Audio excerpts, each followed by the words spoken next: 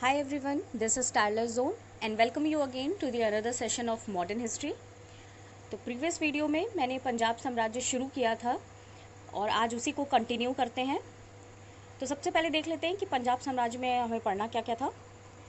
तो last lecture में सिख गुरुओं और सिख शासक में बंदा बहादुर हम लोग ने पढ़ लिया था। आज रणजीत सिंह और प्रथम और द्वितीय आंग्ल सिख युद्ध के बारे में पढ़ा जाएगा। तो शुरू करते हैं आज का पहला क्वेश्चन। रणजीत सिंह को राजा की उपाधि किसने दी थी? आंसर होगा जमान शाह ने 1798 ईस्वी में। दरअसल जमान शाह जो रहता है वो अब्दाली का पुत्र रहता है। नादिर शाह अब्दाली मैंने पढ़ाया है, उसी अब्दाली का ये जमान शाह पुत्र रहता है जो कि अफ़गानिस्तान का शासक रहता है। और 1798 ईस्वी में ये चिनाब नदी क्षेत्र में युद्ध करने हेतु आता है और यहाँ पे इसके कुछ तोपें गिर जाती हैं जो कि बाद में रणजीत सिंह ने निकलवा के इसको वापस किया और इसी बात से जमान शाह खुश होते हुए रणजीत सिंह को राजा की उपाधि देता है। ठीक है, और ऐसा करने से रणजीत सिंह को काफ़ी फ़ायदा मिलता है क्योंकि जमान शाह जो रहता है वो काफ़ी शक्तिशाली शासक रहता है और बाद में इसके सहयोग से ही रणजीत सिंह ने लाहौर 1799 ईस्वी में और अमृतसर 1805 ईस्वी में पर कब्ज़ा कर लिया और भंगी मिसल से कब्ज़ा किया था। मैंने मिसल पढ़ाते समय लास्ट लेक्चर में बताया था कि 12 मिसल थे, जिसमें से सबसे शक्तिशाली मिसल की बात की जाए तो भंगी मिसल था। उसी के अधीन लाहौर और अमृतसर था जिसे जमान शाह के हेल्प से रणजीत सिंह ने जीत लिया था। अगर रणजीत सिंह की राजधानी के बारे में बात की जाए तो वो लाहौर था। अगर केवल राजधानी पूछा जाए तो लाहौर होगा, पर अगर थोड़ा डिटेल में अगर पूछ लिया जाए कि राजनीतिक राजधानी कौन सी थी और धार्मिक राजधानी कौन सी थी, तो राजनीतिक थी इसकी लाहौर और धार्मिक थी अमृतसर। इसे याद रखिएगा। सेकंड क्वेश्चन है, अमृतसर की संधि किसके मध्य हुई? तो आंसर होगा चार्ल्स मेटकॉफ से और रणजीत सिंह के बीच। चार्ल्स मेटकॉफ अंग्रेज़ की तरफ से रहता है और रणजीत सिंह पंजाब का शासक रहता है। और कोई भी संधि का जो सन होता है वो काफ़ी इंपॉर्टेंट हो जाता है एग्जाम पॉइंट ऑफ व्यू से, तो इसे हमेशा याद रखिएगा। 1809 ईस्वी में अमृतसर की संधि की गई थी और ये इस संधि का कारण क्या था कि रणजीत सिंह काफ़ी कुशल शासक था और वो विस्तारवादी नीति पर भरोसा करता था और इसकी विस्तारवादी नीति देखते हुए अंग्रेज़ों को लगा कि ये काफ़ी सारा क्षेत्र ये जीत सकता है। इस वजह से इसकी नीति को रोकने के लिए अंग्रेज़ों ने अमृतसर की संधि की इसके साथ। इस संधि की 2 शर्तें हुई। पहला कि सतलज नदी के पूर्व में रणजीत सिंह के विस्तार को सीमित कर दिया गया क्योंकि उधर अंग्रेज़ों का साम्राज्य रहता था, शासन वो करते थे। और दूसरा, उन्होंने रणजीत सिंह को ये अधिकार दिया कि वो सतलज नदी के पश्चिम में और उत्तर में विस्तार कर सकते हैं। तो इस संधि के बाद ही परिणाम क्या हुआ कि रणजीत सिंह ने कांगड़ा, अटक, मुल्तान 1818 ईस्वी में, कश्मीर 1818 में, पेशावर 1823 ईस्वी में, एटसेट्रा इतने सारे क्षेत्र इसने जीत के अपने क्षेत्र में मिला लिया। तीसरा क्वेश्चन है, रणजीत सिंह को कोहिनूर हीरा किसने दिया था? तो आंसर होगा शाह शुजा ने दिया था 1813-14 ईस्वी में। और शाह शुजा की बात की जाए तो वो अब्दाली का पोता था और ये सीक्वेंस आप लोग याद रखिएगा। अब्दाली का पुत्र जो था वो जमान शाह था और जमान शाह का पुत्र शाह शुजा था जो कि अफगानिस्तान के लोग शासक थे। दरअसल शाह शुजा के साम्राज्य में अधिकार करने हेतु इसके चचेरे भाइयों का युद्ध होने लगा, जिसकी वजह से इसे अफगानिस्तान छोड़ के लाहौर में आके शरण लेनी पड़ी और उस दौरान रणजीत सिंह ने इसको संरक्षण दिया, इसकी काफ़ी मदद की, जिससे खुश होकर शाह शुजा ने रणजीत सिंह को कोहिनूर हीरा भेंट किया।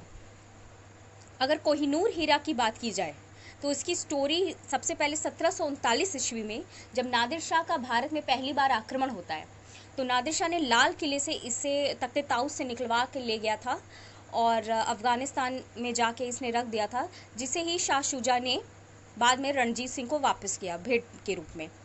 और अंत में रणजीत सिंह का पुत्र होता है दिलीप सिंह, जो कि आखिरी शासक भी होता है पंजाब का। अंग्रेज़ों ने इससे ये हीरा लेके ब्रिटिश ताज में लगा दिया, जो कि आज तक वहीं सुशोभित है। तो कोहिनूर हीरा से ये तीनों क्वेश्चन बनते हैं, चाहे वो शाह शुजा से रिलेटेड हो, चाहे नादिर शाह से रिलेटेड हो, चाहे दिलीप सिंह से रिलेटेड हो। तो ये तीनों ही पॉइंट आप लोग याद रखिएगा। फोर्थ क्वेश्चन है, किसने नानक शाही सिक्का चलाया था? आंसर होगा रणजीत सिंह ने। और इसने ये सिक्का गुरु नानक देव और गुरु गोविंद सिंह, जो कि 10वें, ये गुरु नानक पहले गुरु थे और गुरु गोविंद सिंह 10वें गुरु थे सिखों के, इनके नाम पे इसने चलाया था। पांचवा क्वेश्चन है, रणजीत सिंह के साम्राज्य को क्या कहा जाता था? मोस्ट इंपॉर्टेंट क्वेश्चन, काफ़ी बार एग्जाम में पूछा गया है। आंसर होगा सरकारे खालिसा। याद रखिएगा ये नाम, सरकारे खालिसा रणजीत सिंह के साम्राज्य को कहा जाता था। छठा क्वेश्चन है, किसने रणजीत सिंह की सेना को संसार की सबसे सुंदर फौज कहा? तो लॉर्ड ऑकलैंड ने, जो कि गवर्नर जनरल था उस टाइम भारत का, उसने रणजीत सिंह की सेना को संसार की सबसे सुंदर फौज कहा था।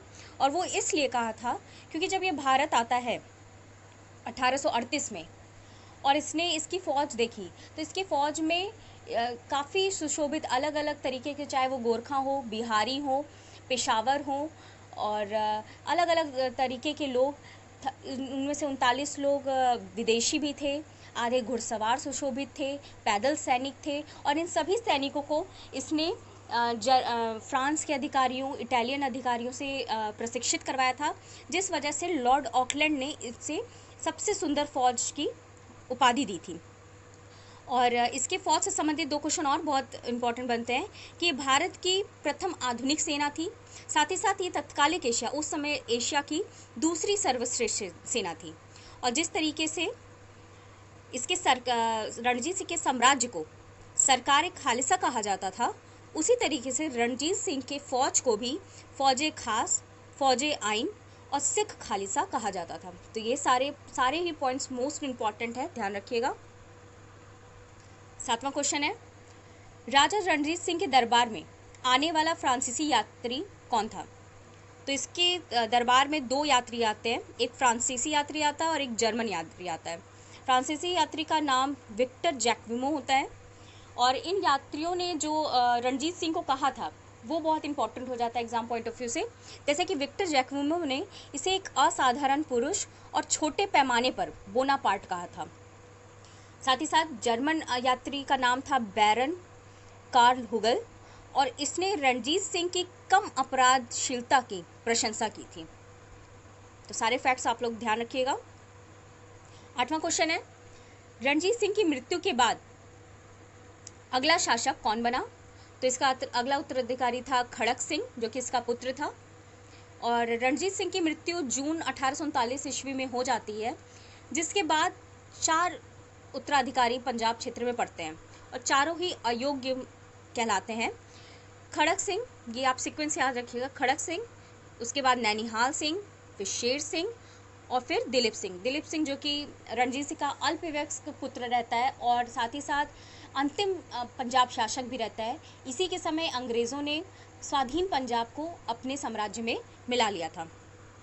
एक मोस्ट इम्पॉर्टेंट पॉइंट बनता है रणजीत सिंह के समाधि के बारे में कि समाधि कहाँ थी? तो आंसर होगा लाहौर, जहाँ पे इसने अपनी राजधानी बनाई थी, वहीं पे इसने अपनी समाधि भी बनाई थी। ये ऐसे आप याद रख सकते हैं। 9th क्वेश्चन है, प्रथम आंग्ल सिख युद्ध कब हुआ? देखिए, कोई भी युद्ध है उसमें एग्जाम पॉइंट ऑफ व्यू से उसका सन, उसका रीज़न, साथ ही साथ उसके अंतर्गत होने वाली संधियाँ, और अगर कोई गवर्नर जनरल है तो उसका नाम, ये सारे ही पॉइंट्स इंपॉर्टेंट होते हैं। कोई भी युद्ध पढ़े तो इन सारे पॉइंट्स को एक साथ लिखने और पढ़ने की कोशिश करें ताकि एक बार में ही दिमाग में फिट हो जाए, क्योंकि काफ़ी सारे युद्ध इतिहास में हुए हैं। प्रथम आंग्ल सिख युद्ध की बात की जाए तो इसका सन था 1845 से 46 ईस्वी, 1 साल चलता है। और इसका रीज़न ये था कि दिलीप सिंह के समय आते आते प्रशासन काफ़ी कमज़ोर हो जाता है। उसका रीज़न यही था कि चारों, रणजीत सिंह के बाद जो चारों उत्तराधिकारी होते हैं वो काफ़ी अयोग्य होते हैं और कम कम समय के लिए बनते हैं। इसी का फ़ायदा अंग्रेज़ों ने उठाया और पंजाब को ब्रिटिश साम्राज्य में मिलाना चाहा। और इसी के अंतर्गत उन्होंने 2 आंग्ल सिख युद्ध किए, जिसमें अंतिम आंग्ल सिख युद्ध में, द्वितीय आंग्ल सिख युद्ध में वो विजय उन्होंने प्राप्त किया और इसी के साथ पंजाब को अपने साम्राज्य में मिला भी लिया। तो प्रथम आंग्ल सिख युद्ध के बारे में एक पॉइंट इंपॉर्टेंट है कि ये 5 स्थानों पर लड़ा गया था। पांचों क्षेत्र याद रखिएगा।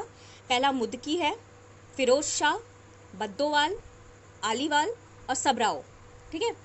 मुदकी क्षेत्र में जब ये युद्ध हो रहा था तो ह्यूगफ सेनापति था, जिसने उसी क्षण बहुत ही कम समय में सिखों को हरा दिया। उसके बाद युद्ध में कुछ बचता नहीं है, पर सबराओ के क्षेत्र में जब युद्ध होता है तो ये आखिरी माना जाता है और इसी के साथ अंग्रेज ह्यूगफ ने लाहौर पर भी कब्जा कर लिया। और चूंकि लाहौर पंजाब की राजधानी रहती है और राजधानी पे कब्जा करने का मतलब कि स्थिति काफ़ी कमज़ोर हो जाना। तो इसी के साथ प्रथम आंग्ल सिख युद्ध के अंतर्गत 3 संधियाँ होती हैं। पहला है लाहौर की संधि, जो कि 8 मार्च 1846 ईस्वी में होती है। फिर अमृतसर की संधि होती है मार्च 1846 में। एक्चुअली लाहौर की जब संधि होती है तो लाहौर क्षेत्र के ही मतलब भूगोलिक क्षेत्र को सीमित करने के लिए अमृतसर की संधि की जाती है। और इस अमृतसर की संधि को, ये जो मैंने सेकंड क्वेश्चन बताया अमृतसर की संधि, इससे कंफ्यूज मत होइएगा, ये दोनों ही संधियां अलग अलग हैं। ये अमृतसर की संधि रणजीत सिंह के साथ की गई थी इसकी विस्तारवादी नीति को रोकने के लिए, परंतु जो प्रथम आंग्ल सिख युद्ध के अंतर्गत संधि है, ये संधि लाहौर क्षेत्र को सीमित करने के लिए की गई थी। ठीक है। और थर्ड संधि है भैरोवाल की संधि, मोस्ट इम्पॉर्टेंट। और ये मोस्ट इम्पॉर्टेंट इसलिए हो जाता है क्योंकि इसी संधि के बाद ब्रिटिश रेजिडेंट पंजाब क्षेत्र में वास्तविक शासक के रूप में उभर कर आते हैं और दिलीप सिंह को और उसकी माँ छिंदन और सेनापति रहता है लाल सिंह, इसको इन्होंने एक तरीके से कठपुतली शासक के रूप में बना के बैठा दिया और वास्तविक सत्ता अपने हाथ में ले ली। इसलिए भैरोवाल की संधि काफ़ी इंपॉर्टेंट हो जाता है एग्जाम पॉइंट ऑफ व्यू से। तीनों संधियों को याद रखिएगा। 10वां क्वेश्चन है, द्वितीय आंग्ल सिख युद्ध कब हुआ? तो आंसर होगा 1848 टू 49 ईस्वी। और इसका तात्कालिक कारण ये रहता है कि पंजाब क्षेत्र में एक मुल्तान सूबा रहता है जिसके सूबेदार होते हैं मूलराज, और इन्होंने अंग्रेज़ों के विरुद्ध विद्रोह छेड़ दिया, जिसकी वजह से द्वितीय आंग्ल सिख युद्ध शुरू होता है। और इस टाइम गवर्नर जनरल रहता है लॉर्ड डलहौजी। इसने इस युद्ध को दबाने का प्रयास किया। अच्छा, मैंने इस क्वेश्चन में प्रथम आंग्ल सिख युद्ध में गवर्नर जनरल नहीं बताया, मेंशन नहीं कर पाई हूँ, उसे आप ज़रूर नोट डाउन कर लीजिएगा। लॉर्ड हार्डिंग इस टाइम गवर्नर जनरल रहता है, जिसका शासनकाल भारत में 1844 से 48, 1844 टू 48, लॉर्ड हार्डिंग, इसे आप नोट डाउन ज़रूर कर लीजिएगा। तो चलते हैं द्वितीय आंग्ल सिख युद्ध की तरफ।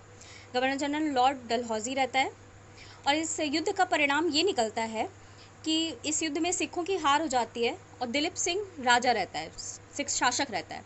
इसको 5 लाख सालाना देते हुए, पेंशन देते हुए, इसकी माँ छिंदन के साथ इंग्लैंड शिक्षा ग्रहण करने के लिए अंग्रेज़ भेज देते हैं और यहीं पे इसने ईसाई धर्म अपना लिया। ये पॉइंट बहुत ही इंपॉर्टेंट है कि इसने कौन सा धर्म वहाँ जाके अपनाया था, ईसाई धर्म अपना लिया था।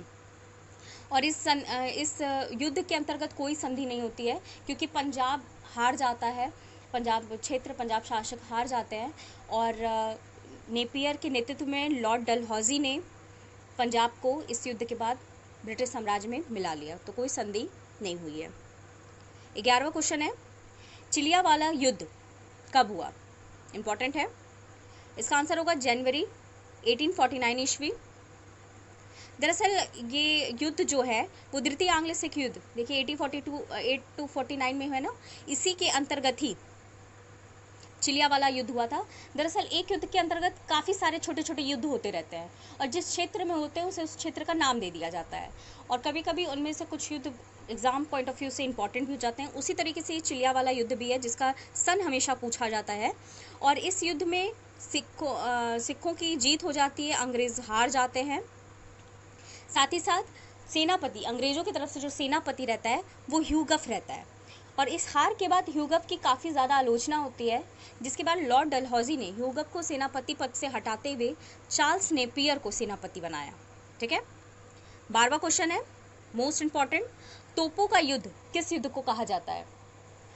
तो आंसर होगा गुजरात की लड़ाई को तोपों का युद्ध कहा जाता है, जो कि फरवरी 1839 में लड़ी गई थी। देखिए चिलियावाला के जस्ट 1 महीने बाद ही ये हुआ था। और इसे तोपों का युद्ध इसलिए कहा जाता है क्योंकि पहली बार इतिहास में ऐसा कोई युद्ध हुआ था जिसमें तोपों की इतनी बड़ी संख्या में मतलब प्रयोग किया गया था तोपों का। इस वजह से ही इसको तोपों का युद्ध कहा जाता है। और इस युद्ध का जो संचालन कर रहा था अंग्रेज़ों की तरफ से वो नेपियर था।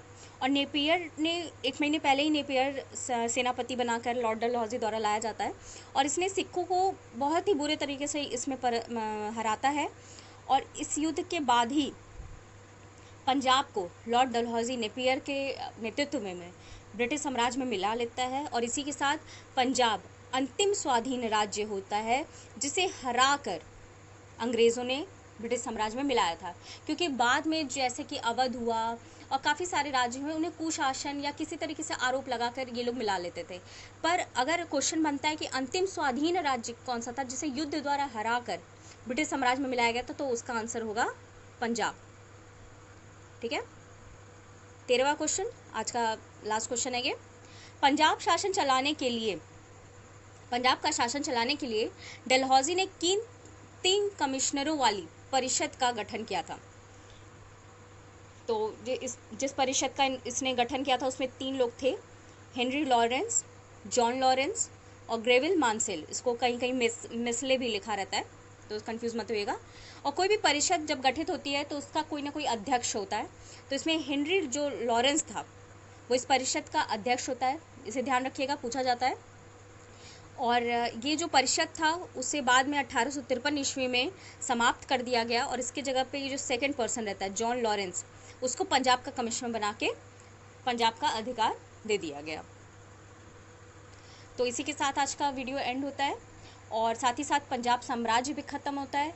और जो थर्ड टॉपिक मॉडर्न हिस्ट्री का था, स्वतंत्र राज्य 18वीं सदी, वो भी आज ख़त्म होता है। नेक्स्ट वीडियो में धार्मिक आंदोलन शुरू किया जाएगा जिसमें राजा राम मोहन रॉय, आर्य समाज, ब्रह्म समाज, इन सब के बारे में पढ़ा जाएगा। और मॉडर्न हिस्ट्री का ये बहुत ही अलग पार्ट हो जाएगा। अभी तक हम लोग ने जो भी पढ़ा है वो मॉडर्न हिस्ट्री की एक पृष्ठभूमि थी, जिसके अंतर्गत यूरोपियन कंपनी, उत्तरकालीन मुगल साम्राज्य और स्वतंत्र राज्य 18वीं सदी थी, जिसके अंतर्गत काफ़ी बड़े बड़े टॉपिक्स थे।